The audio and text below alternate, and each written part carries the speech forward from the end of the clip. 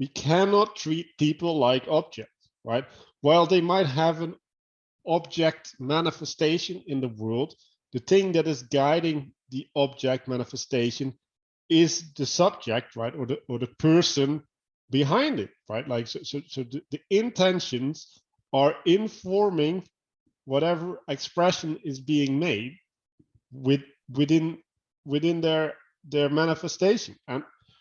And if we start relating to the manifestation instead of what is making or causing this manifestation to be, then we're making a category error. Like we literally are, and that's dangerous, because like in history, like this category error has been made intentionally by many people in order to do bad things and to justify these bad things to groups of people. So like, don't do that.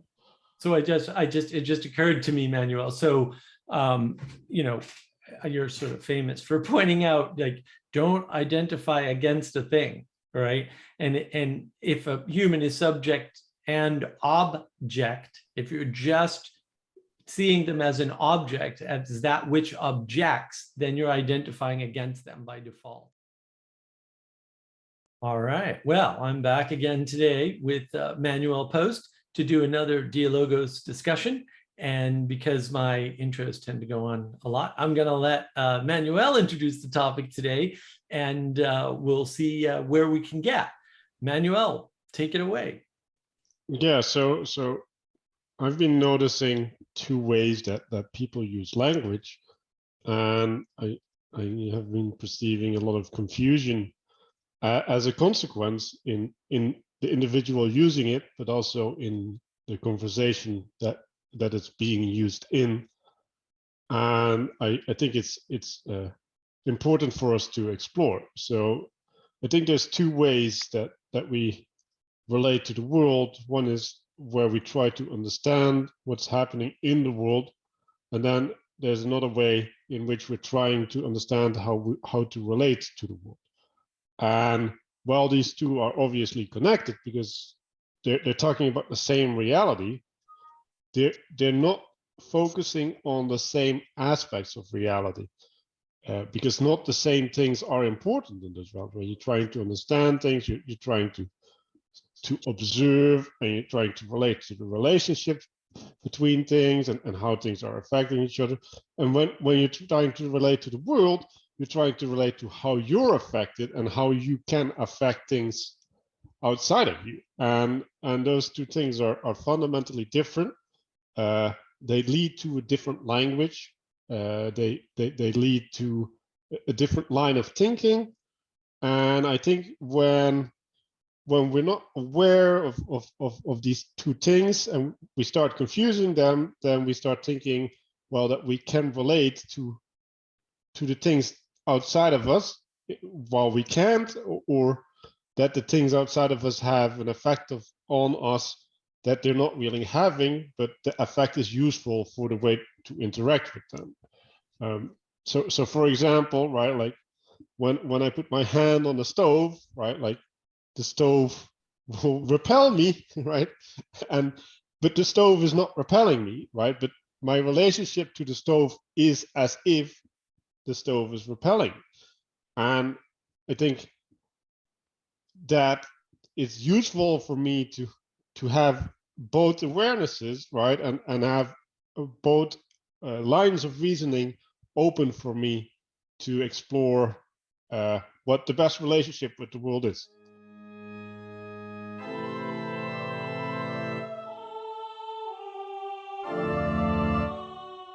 Yeah, that sounds good. I think one of the things you're sort of highlighting here is that there's two different ways of knowing the world, right? And one of those ways, it sort of tends towards this individualistic sort of objective material reality, the standing nowhere, right? Or the view from nowhere, or however you want to call it, right?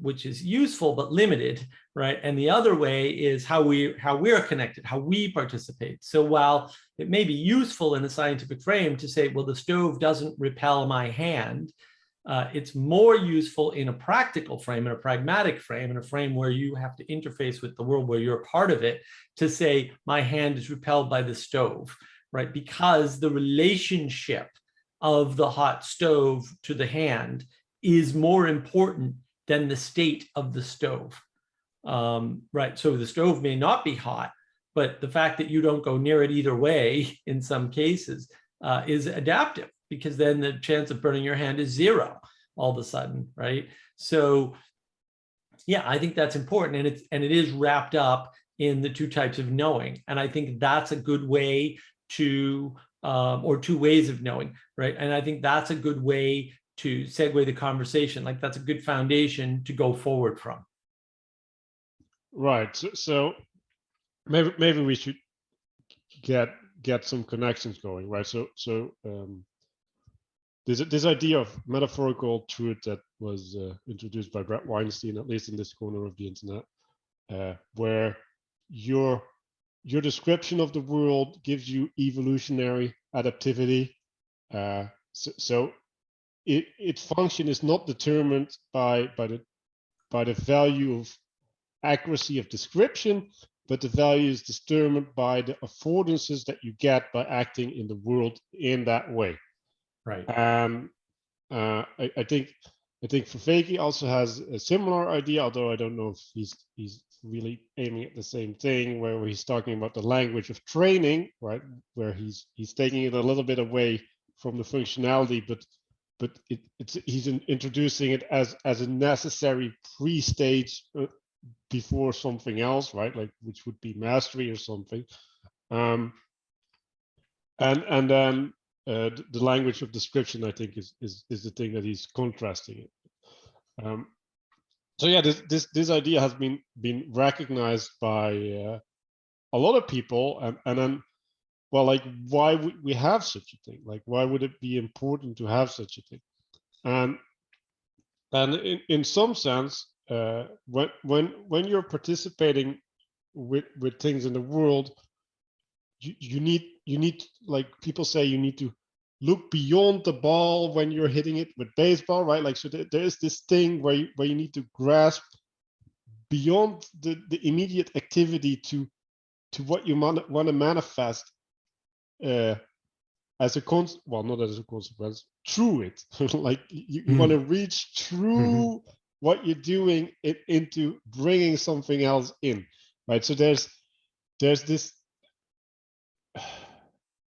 Yeah, I don't know where I want to go with this, but there's something important there, right? Where you're grasping with something that's ineffable, like it's not there, but you can relate to it, and because we can't grasp it, we can't see it, right? We can't hold it.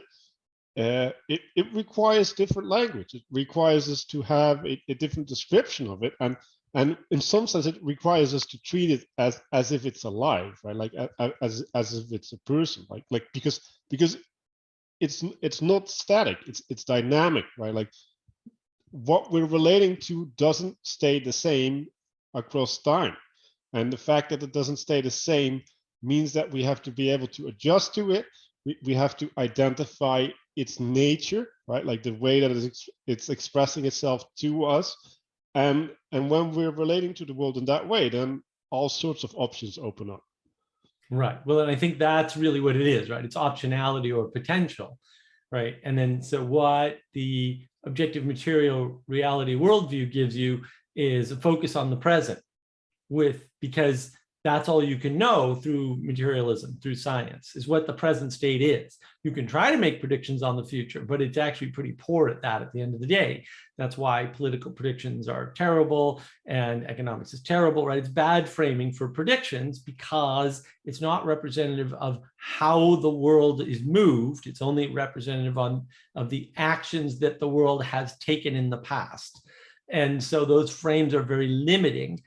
Because they can't account for potential. They can't account for the spirit of the movement behind them, right? And I mean, I did a video on metaphorical truth, right?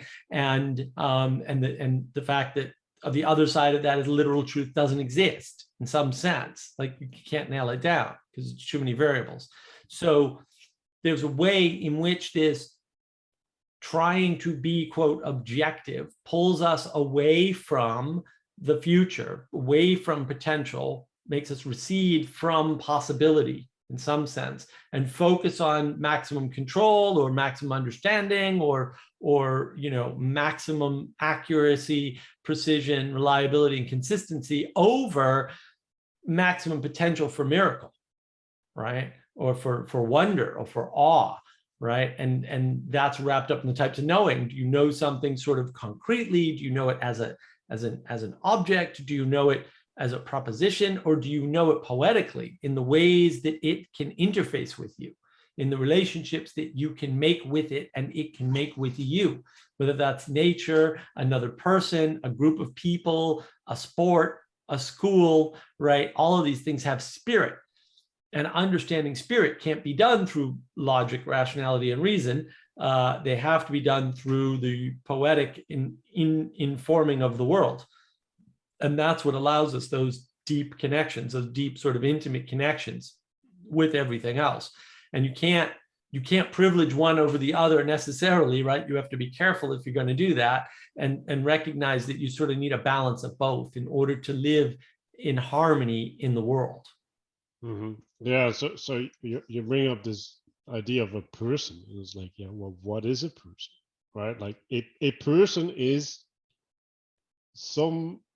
well, I was going to say something, but it's a subject, right? Like it is a thing that you're subjecting and you're subjected to, and that can take multiple identities in relation to you, right? And the fact that a person can take multiple identities means that you can have multiple relations between the multiple identities that you can take on and they can take on, and then you get into like this really complex field where like there's all of this optionality available that is, well, combinatorially explosive. Like there's no way of grasping the full potential.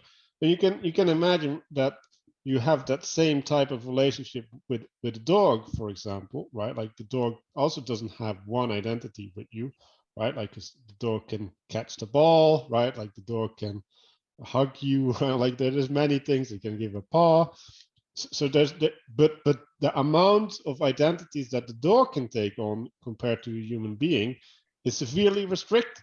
And then, well, we've been talking a lot about hammers, right? Like hammers also have a set of identities that they can take on in relation to us, right? You can use a hammer to hammer a nail into the wall. We can use a hammer as a weapon, and we can use a hammer as a throwing object. So there's still these types of relationships, but these relationships are constrained to the materiality, right? Like the affordances of the materiality, and not this extra personhood element that is also able to act towards you. Right.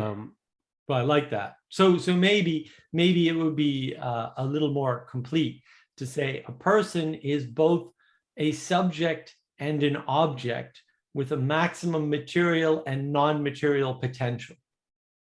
Right. Yeah. Right. And the material, the subject is creating the material expression of the object, and yeah, and I've been really hammering. Oh wow. That one was unintentional for some reason, but I've been hammering on this idea, right? Like we cannot treat people like objects, right?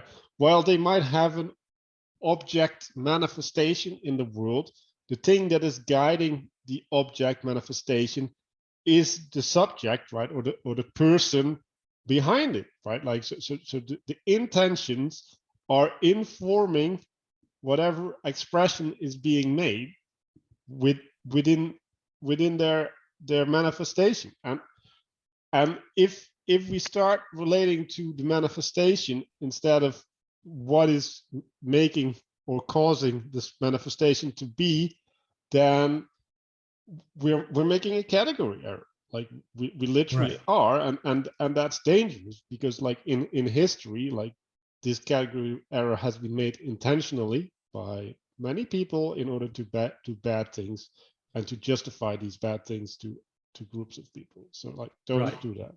So it just occurred to me, Manuel. So, you know, you're sort of famous for pointing out, like, don't identify against a thing, right?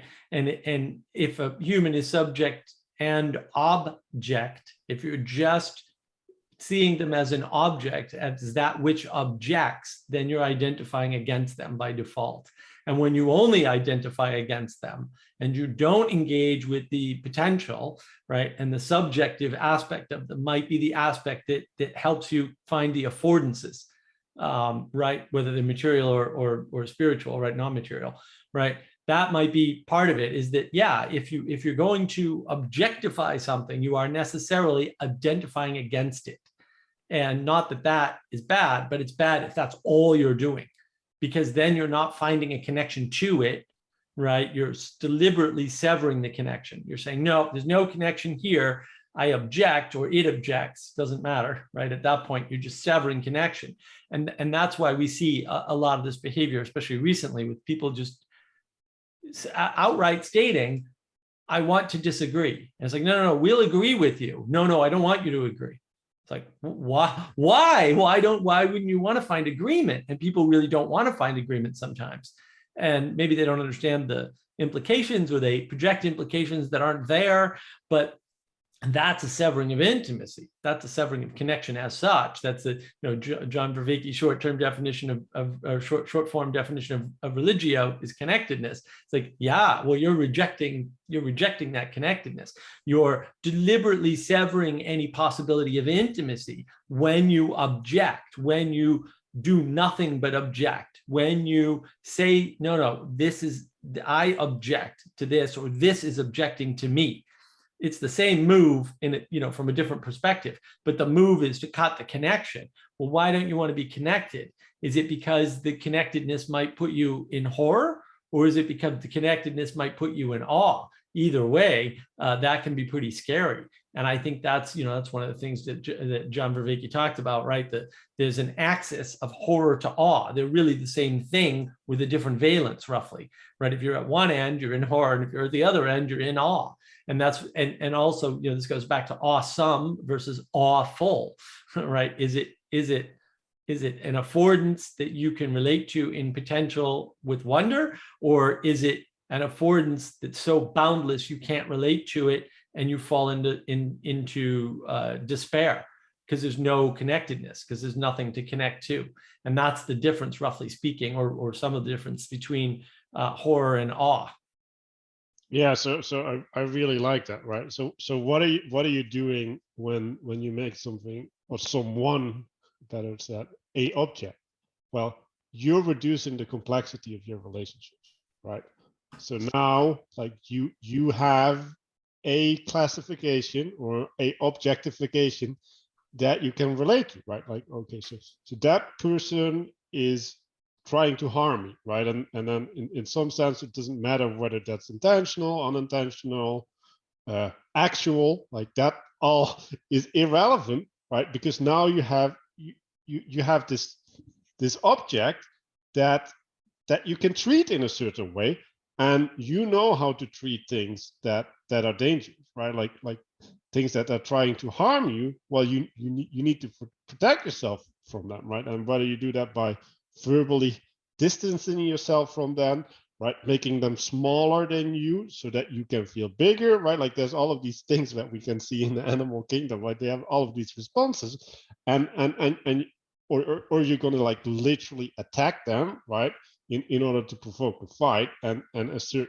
your dominance, right? So that as a consequence of having asserted your dominance, now you can reestablish relationship in the hierarchy where you're on top.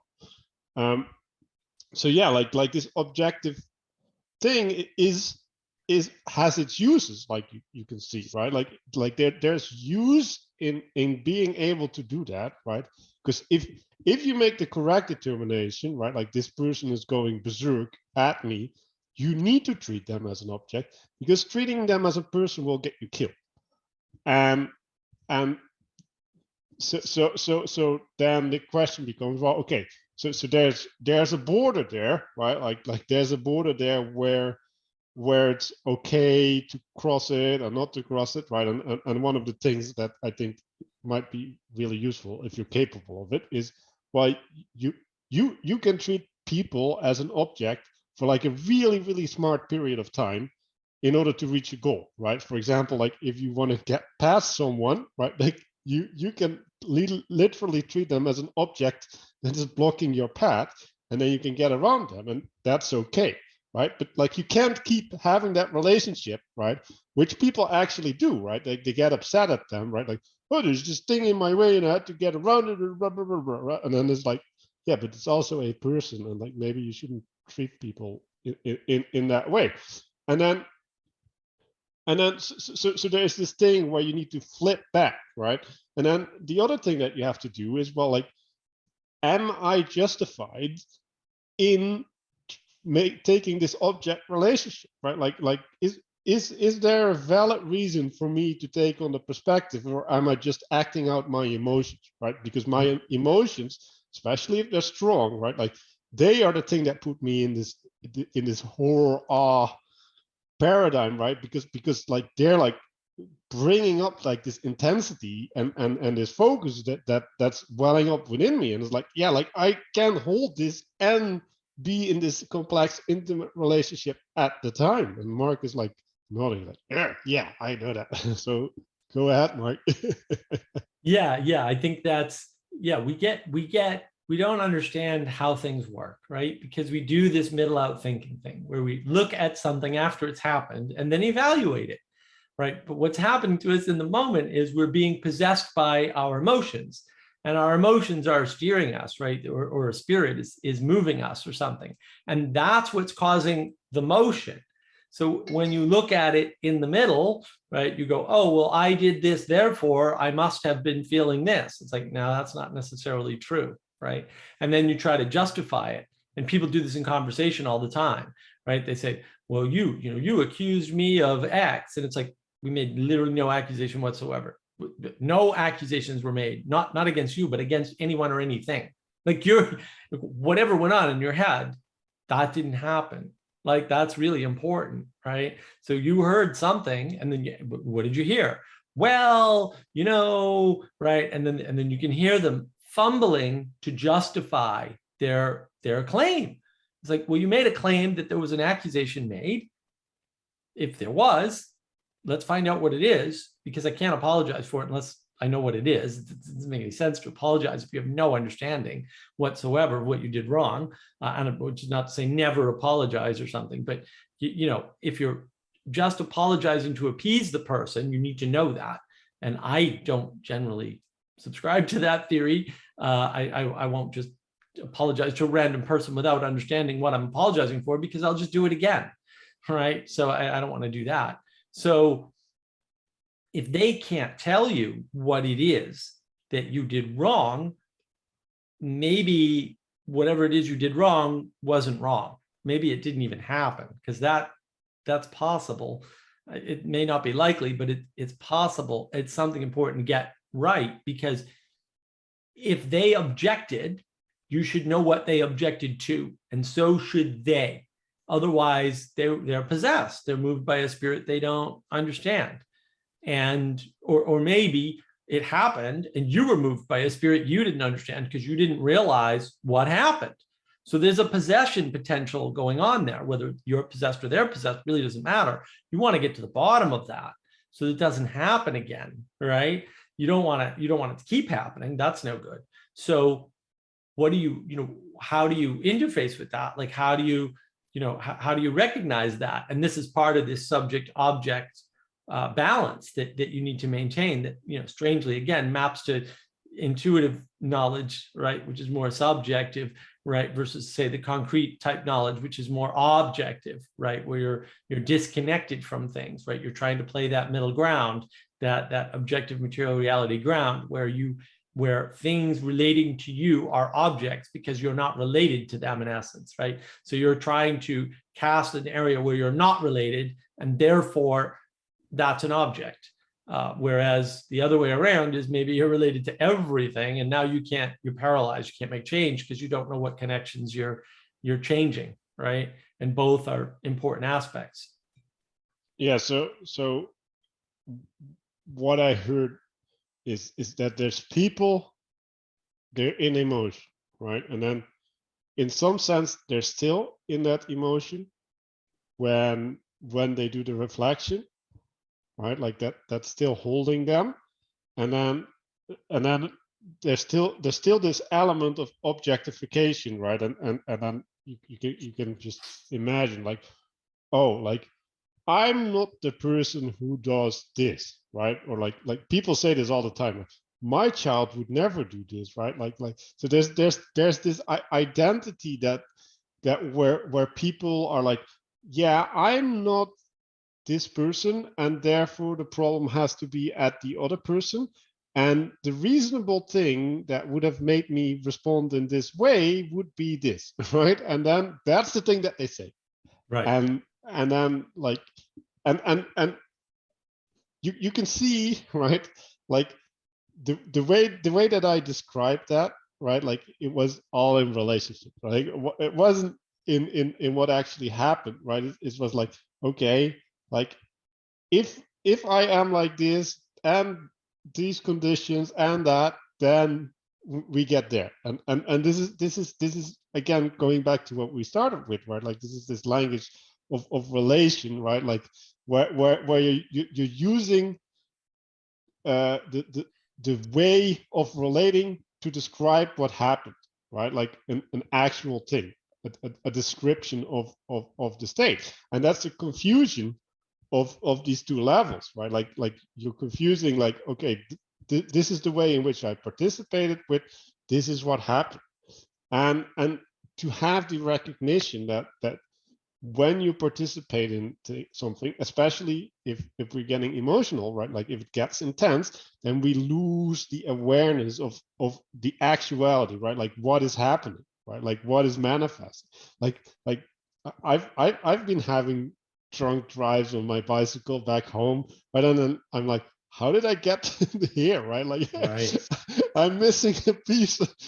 like I'm not aware of how time progressed between where I am and where I was. And it's like, yeah, like sometimes we're unable to keep the mental awareness of how things are rolling out. Right. And that's not necessarily bad, right? Like, because effectively what it means is we use all of this cognitive capacity that is limited to participate in the moment, right? And like, if you're threatened, like, yes, maybe you shouldn't be thinking about, oh, like there's a tree there, and like there was like a nice sun coming from the right. Like that's all information that's not relevant because you have to deal with the threat in front of you. Right. So that's kind of like relating to the motivation, right? And then, well, the question is, well, like, how do you want to deal with it? Well, like, first of all, like, you want to recognize that it's happening, right? And I do think that when it is happening, you have a moral obligation to make the other person realize, like, yes, like there's something wrong in the way that you understand what happened, and maybe, or not maybe, probably that moment is not the moment to resolve that, right? Because they're still in that emotional state, but it is important, right? Because if we don't start correcting people on their misinterpretations of what is going on, then they will literally start deluding themselves, right? Like they start generating a false self-image, and that's horrible. Right. No, that's good. Also, so when you're going through your description, I'm thinking, oh, yeah, so you're doing something, you're in the moment, you're participating in the world in some way, and you lose chunks of time, but you get to your destination. That's a description of a flow state.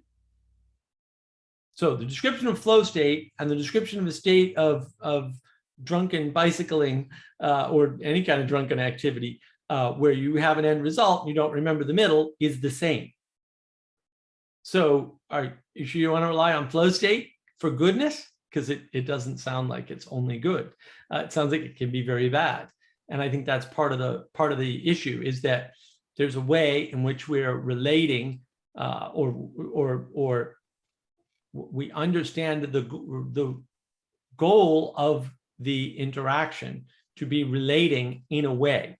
And so we're like, oh no, I want to have a good relation with this person, right? So one of the ways this manifests is, when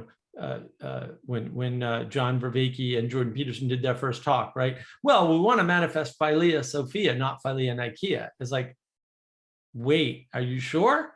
Because, well, I know what you're talking about. Because, I mean, in that particular conversation that they had on YouTube, a lot of people didn't know what they were talking about. So is that good? I mean, I think I followed a good part of it, right? I did an 8-part series. It's probably 16 hours with Karen Wong on the Meaning Code about it, right? Which is great fun. But like 16 hours for like a 2-hour conversation just to break it down and kind of try to understand some of it, maybe not even all of it, right? So that's kind of a big bar. Like that's a high bar because they're in the flow state. And by their own admission, right? Both men are, oh, we're in the flow state. Can anybody follow you in that flow state, right? Are you able to do the language of coaching or teaching or the language of explanation in either case? Because I don't know. Like maybe, but it didn't look like that to me. It looked like it took a lot of knowledge and time, energy, and effort to follow some of that conversation. And I will admit, I didn't follow all of it. I don't think Karen Wong followed all of it either. And we're both pretty well versed in both men. So, what is that about? Well, they're having a relationship with each other that I cannot have in that moment, right? And even if I watch it, there's a missing component. Right. And maybe I see the spirit of it at times. I glimpse the spirit that they're invoking in the conversation. Fair enough. That I think that happened. I'll make that claim. You can watch the 8-part series and decide for yourself if you want.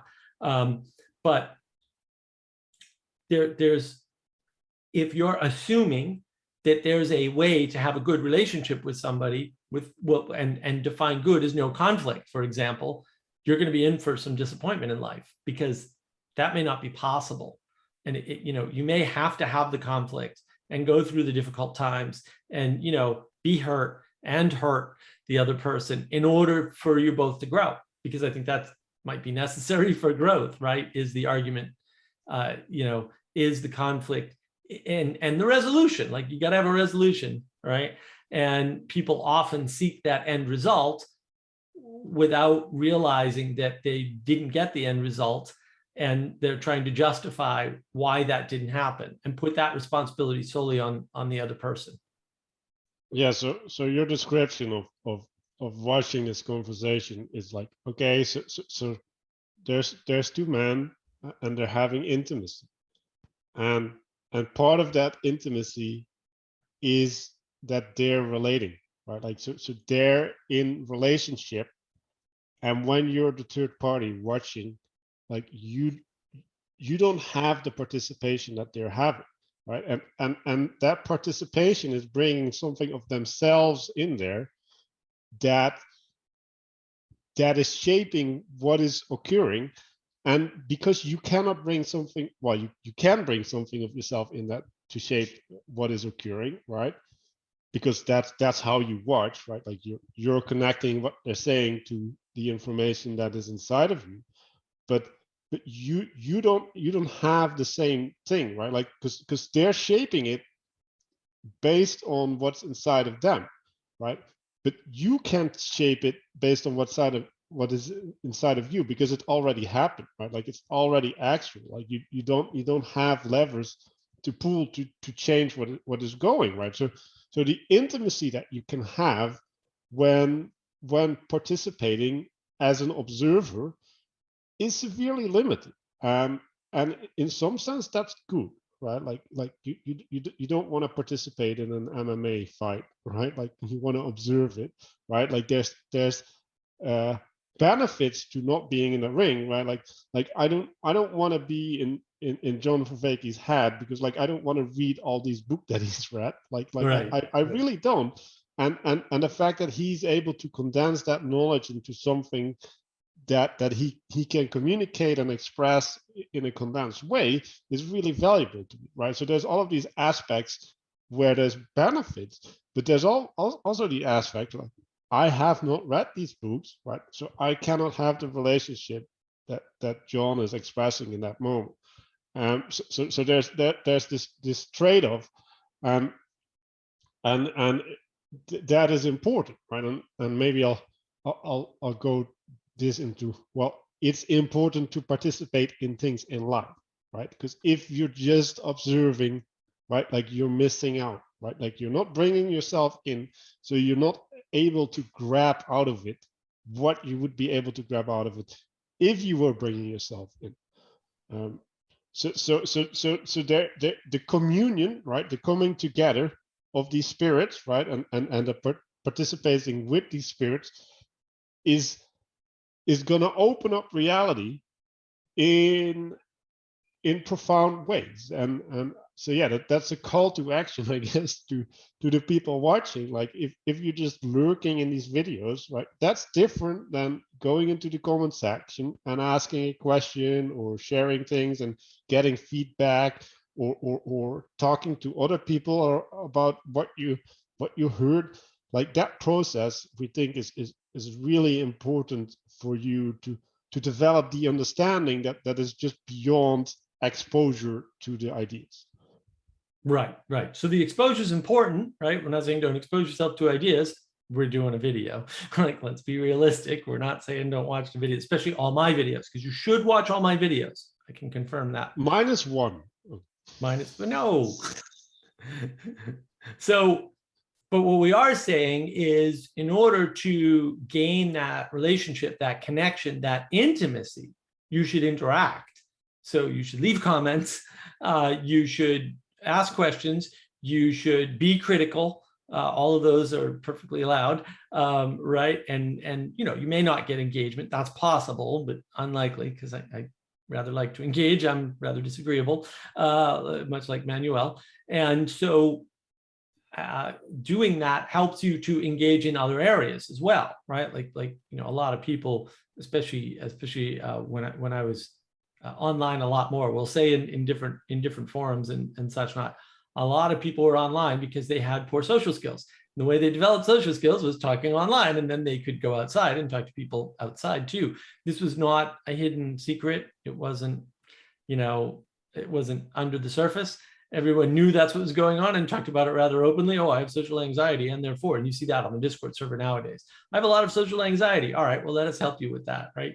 Because Discord can help you with social anxiety, like the technology can. It won't by default. It just doesn't do that to you magically. That's not how that works. Technology is not ruling you, right? The spirit of wanting to engage in a richer, more intimate environment outside of your computer is the thing that drives you to steer the technology to help you to do that. And that's really important, knowing where the driver is, where the motivating force is. Technology is not the motivating force. Technology is not the thing that is the process that makes you do things. That comes from your will. That comes from your desire. That comes from your passions. That comes from inside of you, your emotional valence. And then you use the technology, because technology is just a tool, to manifest that. And then you can engage more and more. And it is the engagement that's unique and important.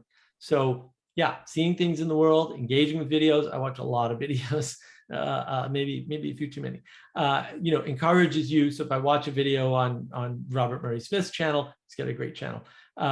Maybe I go, oh, you know what? I want to play with magnets today and see if I can generate power, right? Or, you know, whatever it is. Maybe I want to build a battery. I buy all the stuff and build a battery, right? There's all kinds of ways to engage in that fashion that are actually super important. And it's the type of engagement that sets you up in the realm of intimacy. right? What kind of deep connection can you have with something? What kind of affordance is there to connect to be intimate with? Whether it's a thing or a person, it doesn't really matter, right? Because again, there's a big difference between random mug and the mug that my grandfather gave me, right? There's a difference in intimacy there. It's a quality difference, not a quantity difference. Still talking about one mug. Like, what makes one mug better than another mug? Well, some of it is the quality. How mug-like is it? How easy is it to hold? Did it come from your grandfather, right? What was it used by some famous person? All of these things are re-enchantments.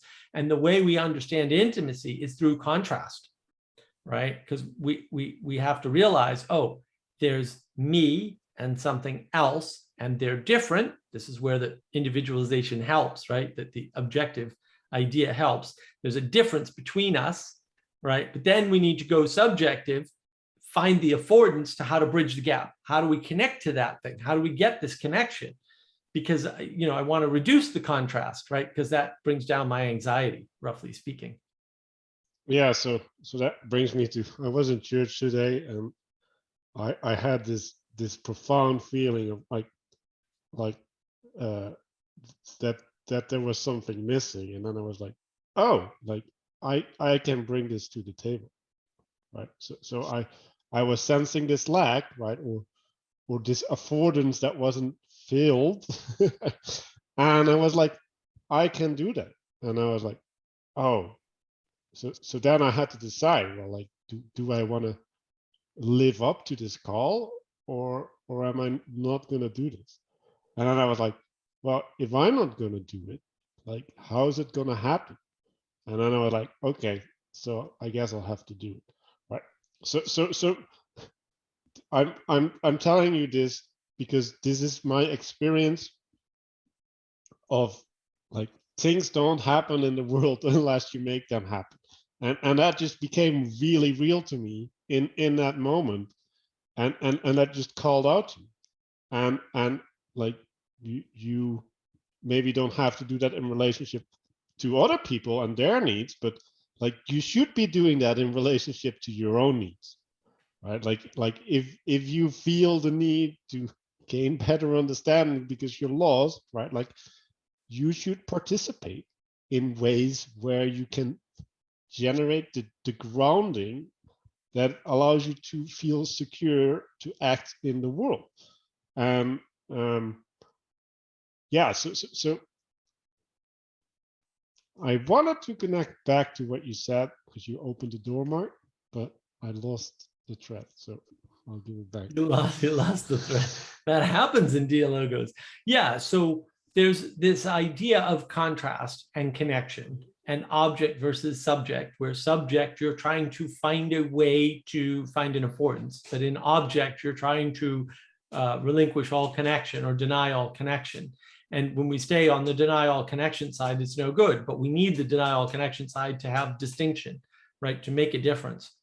And then the question is, well, how does that tie into connectedness? Well, what kind of connections can you have and how deep can you make them, right? And this goes back to this, well, there's a contrast that we created through objecting, right? Through objectification, right? We've created the contrast, a difference, a distinction, right? And then there's the subjective. How do we subject ourselves to it or to an aspect of it? Or how can we subject it to us, right? Because that's two aspects of subject, right? And they're directional based on, are we subjecting ourselves or are we subjecting it, right? So that's the way you build connection and intimacy. And then the contrast is tied up around, well, how do we know? How do we make sense of? How do we orient in a way that the contrast and the connection make sense? And I think that really ties back to this idea of a container. The container supplies us with additional contrast. It supplies us with an orientation to the object in a way that we can either be subject to it or subject it to us, right? And that's really the key, is this idea of the container. Containers have boundaries, it has edges, right? And it probably has some way of orienting with respect not just to the edges of the container, the sides of the container, but also with respect to some ideal.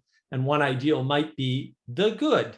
And maybe you don't know the good, but at least having an idea of the good and a container for the good lets you understand better. Yeah, so the container, to go take it back to my story, right? So how could I see that something was necessary, right? Like where do I base that on? Like that's some crazy idea, right?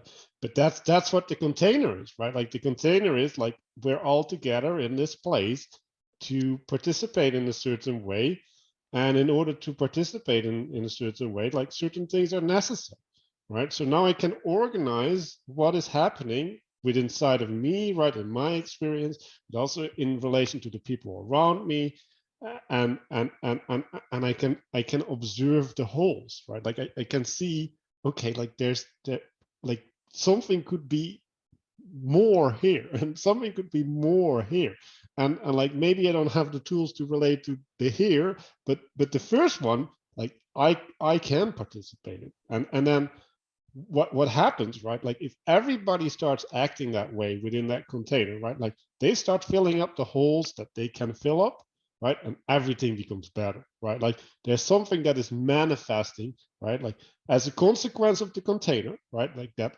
allows all the people to orient in within the same conditions, right? And so they're they're contributing to the same project, right? Like they're not contributing in the same way, like they don't have to have the same skills, but everybody is able to facilitate what needs to be occurring in the moment. And the thing that allows that to happen is the container and this shared arena that everybody's in. And yeah, so that also gives you the grounding, right? Like okay, do you feel lost in life? Well, maybe that's because you're not in a container, right? Like you don't have a structure which in your participation in the world makes sense. So you're lost, right? Like you don't have a home, like that's domicile, right? And you need to construct that container, right? And you need to accept it, right? Like you need to be subjected to the container, right? So that you can make the container a subject in your actions. So there's this reciprocal nature, right? Where you develop intimacy with your container, where you know how to express yourself within the container, and how the container affects you. And there's plenty of people like that come up to me, and they start talking and they say, well, like when I'm in an environment where I know what the rules are, I can be social with people. But when those rules disappear, I don't know what to do. And well, what is it? Well, there's the externality providing the container for your action. But like when that container disappears, you don't have your own container to continue participating and to continue generating the things, right? Like the way that you could offer things to people, and the way that you can be receptive to the way that they're offering things to you. And that's a skill, right? Like that's a thing that you have to generate through participation and through experience. And to take it back to this idea of contrast, right? Like you are able to find distinctions, right? That aren't there if you're not relating to the world in that way. So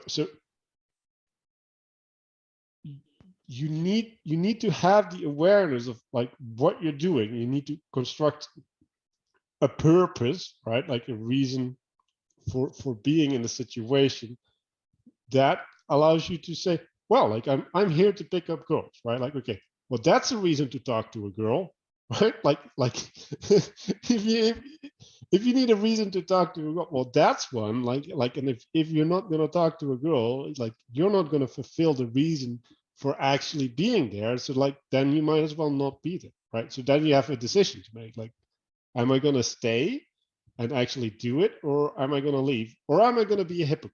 right? Like that's also an option. So yeah, that's kind of how you can deal with that. Yeah, I like what you were saying. So one of the things it looks like the container does is afford you the possibility to find holes, right, which are really just potential. And potential in relation to the boundaries of the container. Maybe you can't see all the boundaries of the container, but you can infer it from how other people are behaving who are closer to those boundaries, right? And so, yeah, it doesn't require you. It allows you to drop the requirement for seeing the world with the same perspective as other people, because you all have the same goal in a container, in the same container, and that's why these containers matter. But there's this concept that we've been throwing around with, which I'm jokingly calling the Jesus container, right? That large container for the world. Why? Because your communities need to be set in a container themselves, because those containers that are what we call communities, which are very important and absolutely, necessary, can't self-correct, and they can't be judged easily and clearly without being in a container themselves.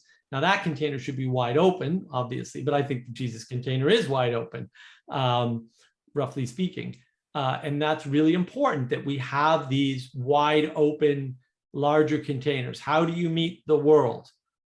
Like Jesus, right? How do you meet the world? Like Buddha. How do you meet the world? Right? Then there's all sorts of formulations, right?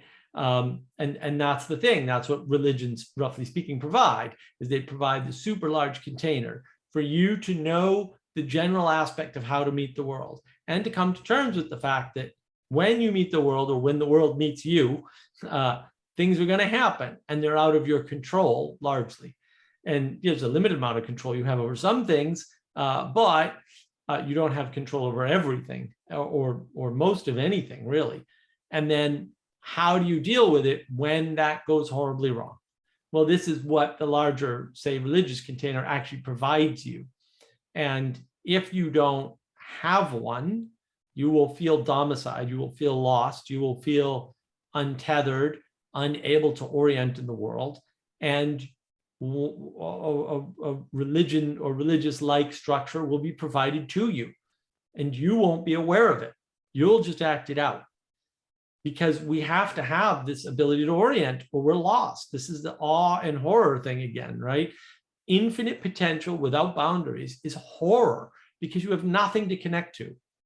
There's no intimacy there. There can't be any intimacy. There's no possibility of intimacy in an open world with no boundaries. There's no possibility whatsoever. And so that's horrible. Like, that's horror. Like, I'm all alone in the world, and I'm so far away from everything else that I can't even find it. And then even if I did and I connected to it, how would I know if that connection were good or bad? I don't have any boundaries, any container that can show me, no, this is too far. No, that's not far enough. No, you need to move towards the good, right? Or towards the furthering of the container even, right? There's no, that data is not there. So that's why it's important to have these containers, multiple containers, in relation to one another, in a relation that you yourself understand, so that they can self-correct. Or if they blow up, as they often do, you can get into a similar enough container that you're not losing all that much. There's still a loss. It's still horrible. It can still be traumatic, but you're not losing all that much, because you have that larger container that's still holding you. Yeah, so there's another condition, right, where like you don't have this open container where you're in horror, but like you just reduce the container to the parts that you control, right? And then like you retreat from the world, right? Like you effectively become dependent upon Reciprocally narrow. Yeah, it's reciprocally narrowing, yeah, and you're dependent upon other people because they're facilitating you in your existence, right? And like you either might be on welfare, or you might like just do your job with your like head down, like closed off from everybody around you, right? Like there's ways that you can fill that in, but like that's no way to be in the world, right? Like that's the people that don't want to be in the world. And so yeah, like either of these things is not an option. Like you can't walk into the world in horror, and you can't make the world so small that you can only have to deal with things under your control, which are going to be material objects, right? Like you're going to end up like having a relationship with things that you can control, right? And you might be like, oh yeah, my computer, that's the thing that I can control, right? And then you end up like playing computer games, and then you're like, yeah, but these people, like even when they're on the computer, they're still horrible. Like, so I'm just going to play that game against the computer because the computer isn't horrible, because like I know and I can predict what the computer is going to do. And these people, these are way too complex, right? So what are you doing? Well, you're reducing everything to an object, right? And the things that are persons, right? The things that have this subjective reciprocal relationship with you need to be excluded from your reality in order to maintain your own identity, your own consistency, right? So you need to in some way get the freedom, right? Like to have this internal consistency and the participation in the world, right? And then this biggest container, right? Like where you effectively establish the way that you can be in relationship with the world is the thing that allows you to hold both, right? Without them needing to be in any tension or whatever, right? Like people, sometimes people like create like two identities, right? Like, ooh, this is me when I'm at home, and then this is me when I'm with people or whatever, right? Like so they're holding this tension, and there's this hypocrisy, like in the Greek tragedies, they had these masks on, right? And these masks were the way that they presented themselves to the public, right? But then behind the mask was an actor, right? And the identity of the actor and the identity of what they were acting out were different, right? And Jung talked about this, right? This is what the persona is, and then the ego is the thing that is behind the persona and that's informing the persona. And if we don't have these things in right relationship, then we get horribly twisted inside, right? Because in some sense, like we're perverting ourselves in order to be socially accepted. Yeah, so that's also bad. Yeah, I know. I like that. There's a lot sort of wrapped up in there. I think, yeah, when we try to oversimplify the world to avoid conflict, for example, right? We're trying to shrink down to one identity because one identity is more manageable than multiple identities. And we're trying to avoid conflict. But the problem is when you avoid conflict, now you don't know how to conflict. And the odds that you're going to be able to never conflict are pretty much zero. And so you're really depriving yourself of the skills of conflict as such by doing that. And then once you've deprived yourself of those skills, now you have a problem. And that problem really is serious because you need those skills to survive in the world. Like you cannot get along without the skill of managing conflict, even though it's painful and it sucks, right? And conflict is also, again, how we transform. And you can talk about feeling good after a flow state. That's fine. I don't think flow states are transformative past the event, right? That's why you lose your memory of what happened, right? Because you're just doing stuff and you don't need to memorize it because it's stuff you, in some sense, already know, but are also learning at the same time, right? You're right on the edge. Sure, maybe that's what's happening, but you're not I am on retaining. the edge because like I never drive drunk, right? Like so I what And that, but you can see the way in which you can confuse a flow state, a good feeling, right? This sense of oneness with whatever you're doing, right? That fades you into the background. You fade into the background. You become fully intimate and connected with the event such that the passage of time itself is not a concern, right? It's not an issue. It's not a consideration. And the problem with that is that you're not transforming. You may be transformed in that action, but you're not transforming through time. You're just transformed. You're having a profound experience, but it's not necessarily affording you better and bigger. I mean, it may make you a better rock climber or a better driver if you're driving that way, or you know, whatever it is, whatever task you're engaged in, like programming, another flow state, gaming, another flow state, it may make you better at those things, but it doesn't necessarily make you a better person, right? So just because I become better at using a hammer doesn't mean I won't use it to kill somebody. Right? Those two things are orthogonal, right? They're not connected. They have no relationship. And one would argue being better at using a hammer increases your ability to kill somebody with a hammer. Oh, yes, it does. That is true. So it's not sort of valenced in the right direction. Right? It's not pointing in the right direction.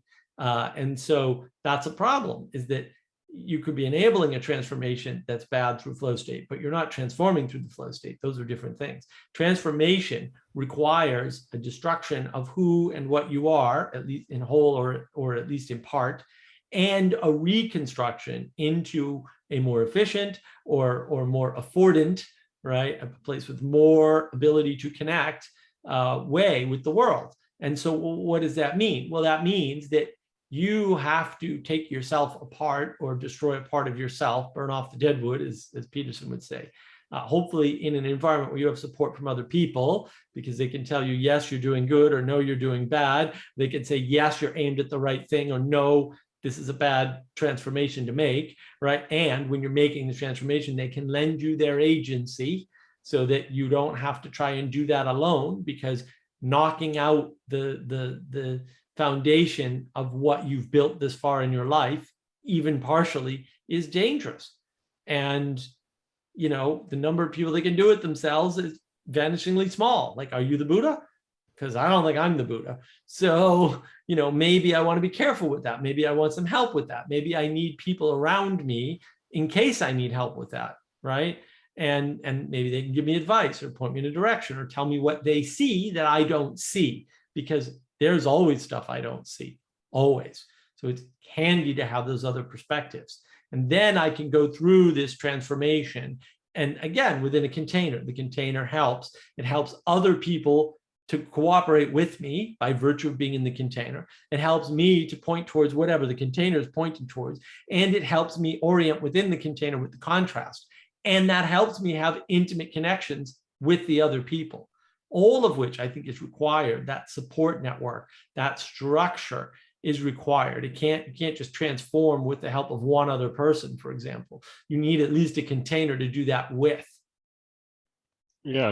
So when you're talking about this flow state, right? Like, you're effectively saying you have the flow state within a container, right? So you're developing skills in relationship to that container, right? And if you don't have a way to extract these skills into a bigger container that can emanate from it into other containers or new containers that you form, right? Like, you're basically segregating the skill set, right? And so the thing that we talk about with this poetic way of knowing, right, or this participation thing, it's like there's these universals, right? So when we connect the skill to the universal, right, like there's this translation capacity to all these other domains where we're having self-expression, where we can have the skill of this side not expressed in the same way, right? Because like there's a reason that they're different containers, right? And but you can express it in a different way, so that you so that you're able to get these fundamental relationships. So a way to think about this is the wax on, wax off, right? So there's this thing where you're in the cleaning container, right, or in the painting container, or whatever you want to do, right? And then you're doing the cleaning, but you're also doing the physical movement, right? And then what effectively is being relied upon is that this motor control, right, and this insight that I have when doing this physical activity is transferred to the fighting capacity, and then I can use that to block things, right? Or like I have easier access to that physical movement as a reflexive measure, right?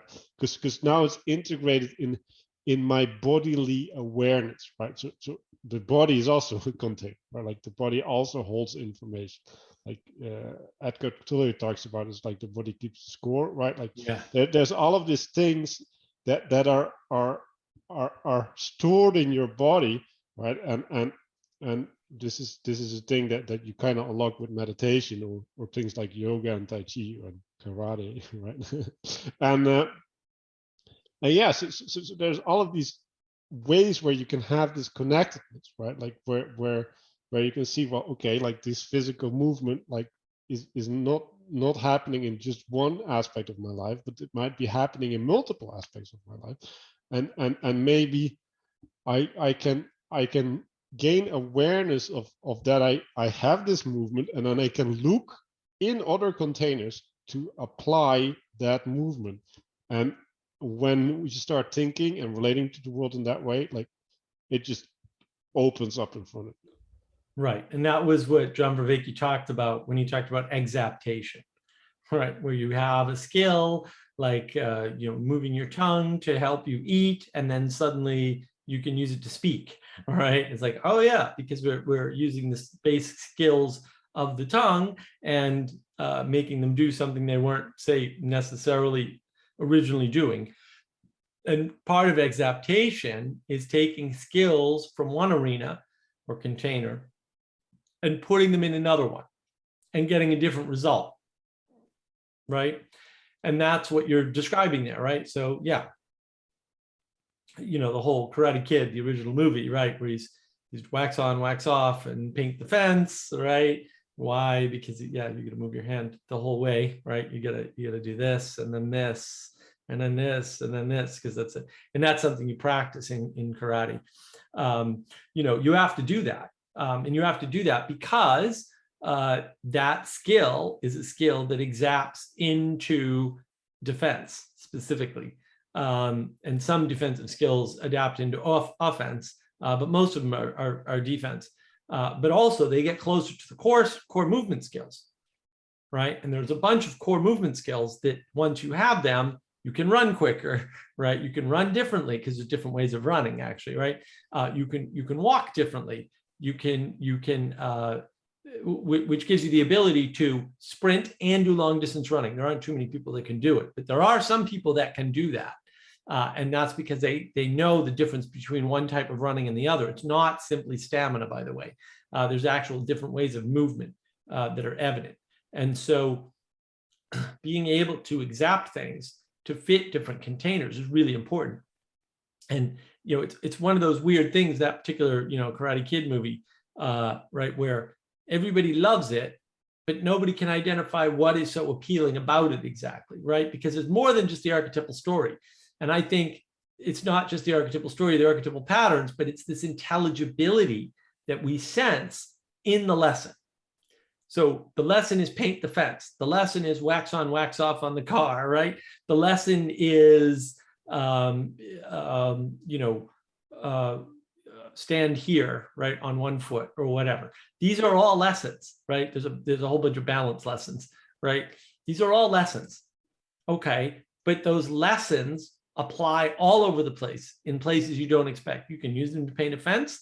You can use them to block a punch, right? You can use them to put wax on and take wax off of the car. You can use them to block a punch. You can use your balance to kick. You can use your balance to move more quickly out of the way, right? You can use your balance to increase your thrust and your punch style. You can use your balance to redirect, right? And so having different aspects of balance is really important. It's the same way that we ride a bike. And then, there's a way in which you can describe how to ride a bike to somebody.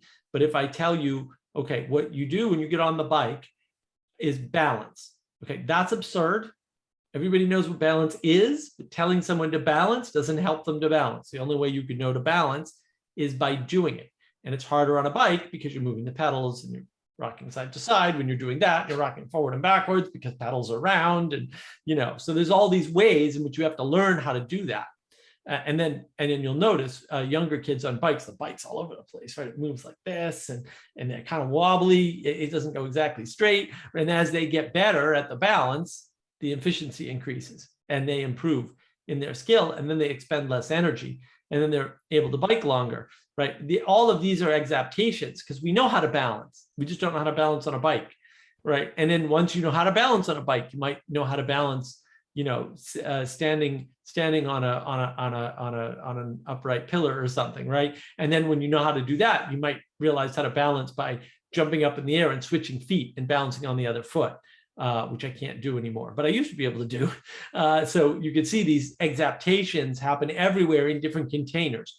And so there's a thread of intelligibility that is irrespective of the container in some way. It doesn't work in all containers, but it works in more than one container. And that is intelligibility as such. That's that golden thread, I think, that Peterson was talking about with Vervaeke in their first conversation. There's that golden thread there of intelligibility, of the ability to notice the connectedness, the way in which things are the same, the exaptation of the skill, such that the skill is valuable not just where you learned it, but also in other places where you didn't learn it. Yeah, and what is making this connection, right? Like making this connection is an insight, right? Like it literally is described as a light bulb, right? Like flashing, like whoa, right? Like the sensation of awe, right? It's like, oh yeah, wow, like I didn't see that before, right? And then the seeing of it allows you to realize that, oh, I could be in a bunch of different ways, right? Like it opens up this potential space. And then I want to take it a step further, right? So you have the wax on, wax off, and then you have the balance, and then you have all the other things, right? And at a certain point, right? And this takes a lot of time and effort, but at a certain point, right? Like you have all of these ways of understanding, and then the intelligibility grows into the connected framework, right? Like it's no longer just in the one activity, but it's like in the relationships of the activity and the participation in the relationship of the art activity, and then it becomes like a network, right? And it gets an integrity, right? Like it gets an internal structure, right? And in some sense, like it is a container, right? Like that is containing you, right? Like that structure is a thing that you can build your house in, right? Because you take it with you, right? Like it's always there, like it's always present to you. It's stable, it's safe, and yeah, right. So and then you can imagine, right? Like okay, so you have these things which are like direct implications, and then you have implications of implications, and then you start building up, right? Like you build something, right? Like that can reach higher, right? And then when John Vervaeke talks to these parkour people and stuff like that, right? Like they're inventing things, right? They're literally inventing things that, well, maybe never happen, right? Or like we're in like really strange traditions that like we don't have direct relationship with anymore, right? So there is this thing where like you're opening this space for yourself, and you're seeing this thing that other people literally can't see, right? Like they don't have the capacity to relate to what you're relating to, and in some sense that makes you special. Some sense it also makes you lonely, because like if you're the only one that that is relating to that space, like you can't connect it to other people, but maybe you can do something with it, right? Like you can produce something with it, and you can share that, right? And then this is like the hero's journey, right? Like you've achieved this thing in the world, right? And now you bring it back to the community so that it can integrate it, gather it, right? Like and use it to become a better world. Right. Yeah. And I think too, the reason why this intelligibility is important, this connectedness, this is exaptation, this sense that you're getting a skill that is in some sense a skill of skills, right? Where it's not just useful in one container, but it's useful in many containers, is the thing that allows you to approach potential in awe. Because you're still connected and you know there's a way to connect something new to the things you already know. And you know that you may learn something new in the potential that you can connect back to the things you already know, right? There's that subject in both senses, right? Where I'm subject to this thing and this thing is subject to me, right? And that's what makes a good relationship, is the idea that you're going to subject these things to me, right? And I'm going to subject these things of myself to you.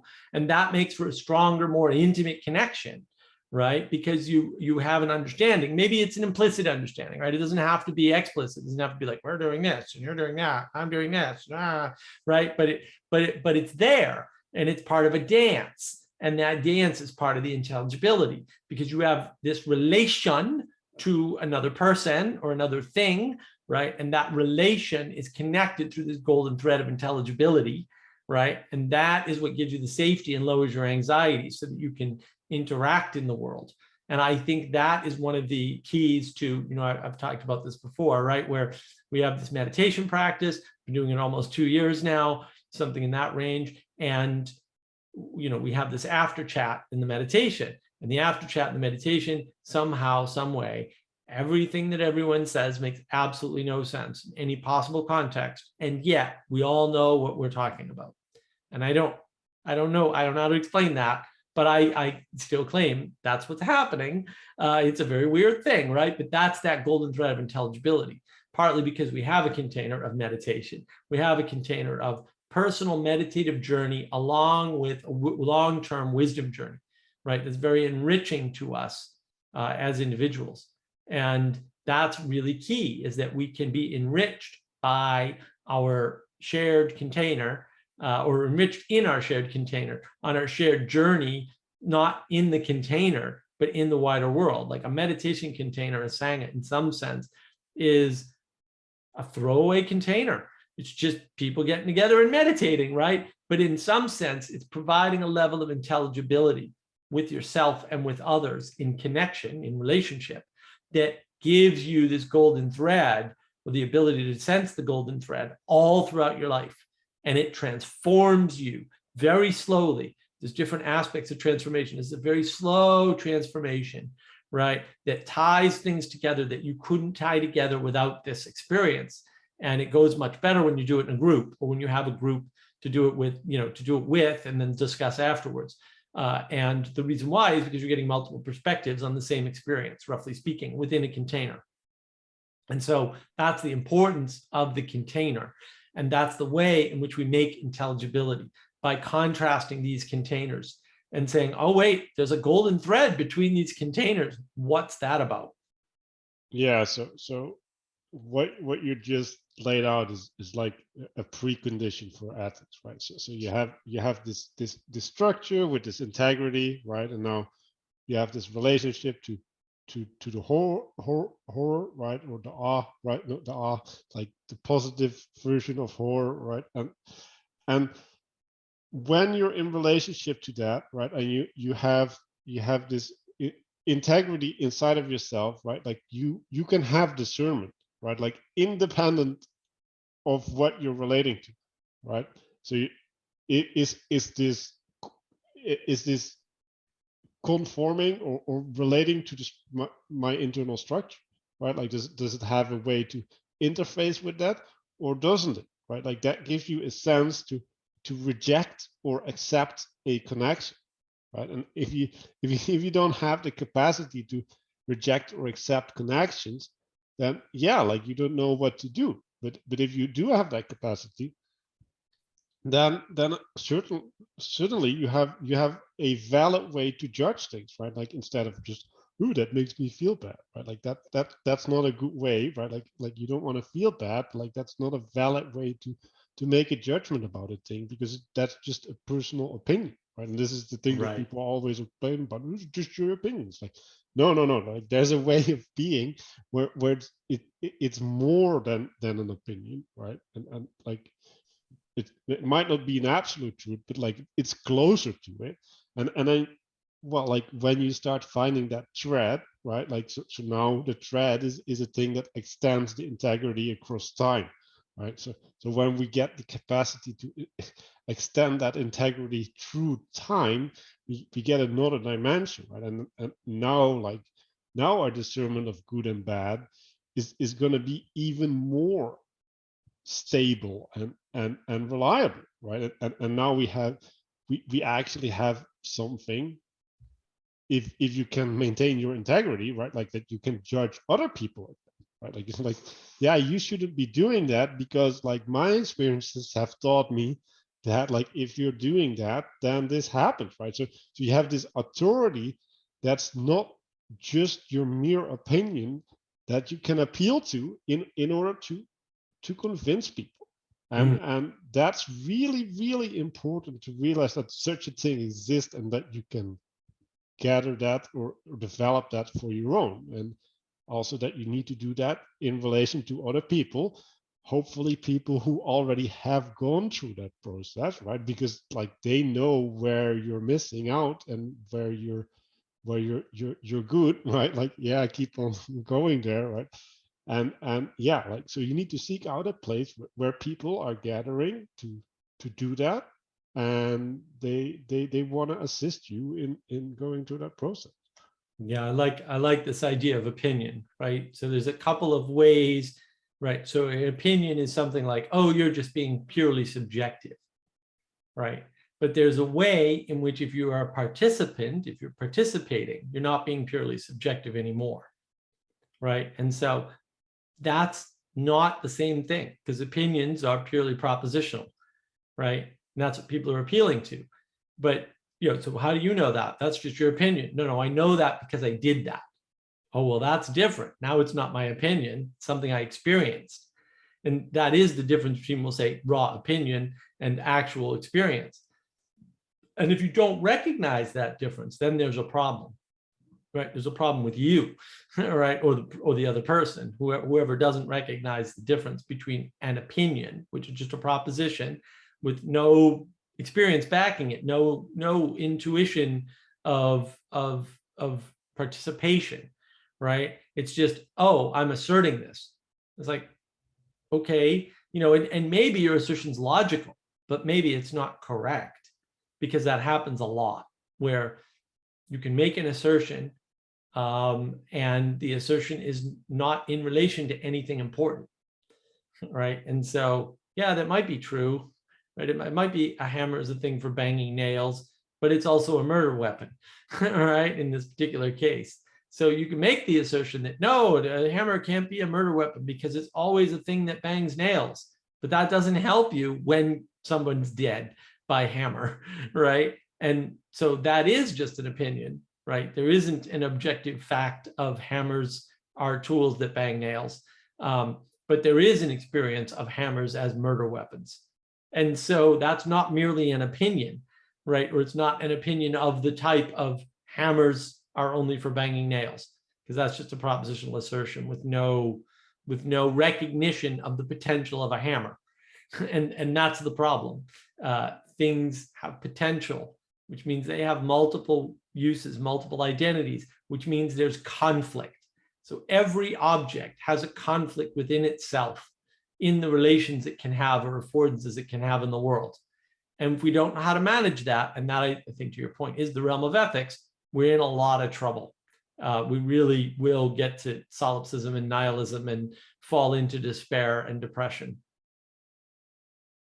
Yeah, but the good part that there is a solution. The bad part is that, well, it's likely that you might not have it, or you might have a limited version of it. Or you're rejecting it.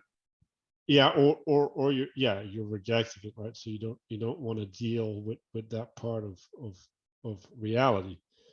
And yeah, so what does it mean, right? Like one thing it means is that you have to start paying attention to that aspect, right? Like that's the first step, right? Like you are an embodied being, right? Like I assume that you're actually using your body, right? So you already have a set of these skills that did accept. So there is a grounding. Like maybe it's not sufficient for an adult life, but it was for you when you were a child, right? So something happened there, and you can expand that, and there is this opportunity to get to a stage where like you have this internal integrity, um, and yeah, right, like this integrity, like it is felt, right, but it's also in a container, right? Like it's not like the feeling needs to connect to the world, right? It needs to have a interface that where you can translate what is inside of you to what does it mean, right? Like what how does that inform my action in the world, right? So that means that you need a worldview, right? Like you need something to hold these things, to contextualize them, to explain them to people, to explain yourself to people, and that needs to be a shared context, right? Like it needs to be a system where the intelligibility that you're trying to communicate is able to be received by other people, right? So you need to figure out like, okay, so now I have this truth inside of me, like I don't know how to give words to it, right? Like Right. if we go back to the start, right? Like it's the language of like, well, like when I do this, then kaboom, kapoosh, kabam, and then magic happens. It's like, yeah, okay, so but it means something, right? Like Right. it conveys something, and you need to Right. find a way to express it, or at least the conviction that you get as a consequence of that awareness.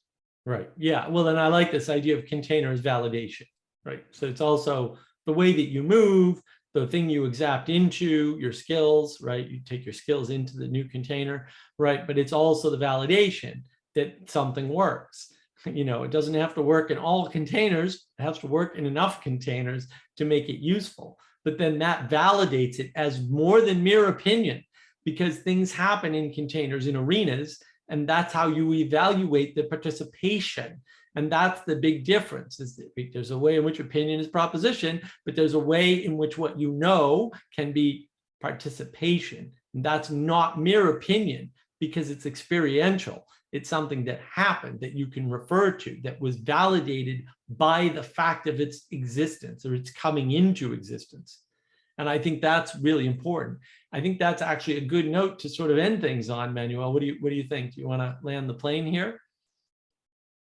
Well, yeah, like I think we've experienced enough, and yeah. So I do want to do the call out, right? Like start participating in whatever way you can, right? Like we hang out on Discord, so like talk to us, or find other ways of communicating to your friends or family or whatever you deem appropriate.